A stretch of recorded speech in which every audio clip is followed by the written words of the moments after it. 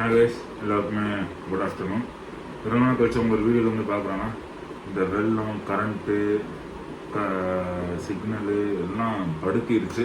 நேற்று நைட்டு தான் கரண்ட் வந்துருக்கு அண்ட் சிக்னல் நெட்டு கொஞ்சம் ஃப்ளாலெஸ்ஸாக கிடைக்குது. அண்ட் இன்னும் இந்த வீடியோ எப்போ உங்களுக்கு வந்து ரீச் ஆக போகுதுன்னு தெரில.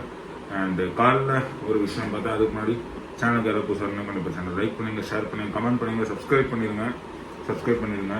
இன்னும் ஒரு சப்ஸ்கிரைபர் வந்தால் நம்ம சேனலுக்கு இன்னொரு சப்ஸ்கிரைபர்ஸ். ஸோ கொஞ்சம் பார்த்து பண்ணிடுங்க. ஓகே, நான் கேட்டிங் இந்த டாபிக். காலைல ஆன்லைனில் ட்விட்டர் நோண்டிட்டு இருக்கும்போது தளபதி 68 வந்து GOAT கிரேட்டஸ்ட் ஆஃப் ஆல் டைம்னு மென்ஷன் பண்ணியிருந்தாங்க.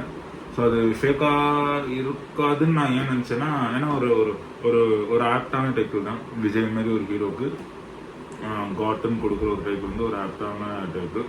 Already we use to refer as a god. இப்போ அதுவே ஒரு படத்தோட டைட்டில்னா அடுத்த ஸ்டெப்புக்கான ஃபஸ்ட்டு அடித்தளமே டைட்டில் தான். ஸோ இப்போவே காட் விஜய் அந்த மாதிரி தான் இருக்கும். ஸோ அது ஆக்சுவலாக காட்டுன்னு சொல்லுவாங்க, பட் அது ப்ரொனவுன்சியேஷனில் வாசிக்கும் போது அது கோட்டுன்னு வரும். But we pronounce them as caught. Okay, so greatest of all time Thalapathy Vijay VP டைரக்ஷனில் ஒரு டைம் ட்ராவல் மூவியான்னு தெரில.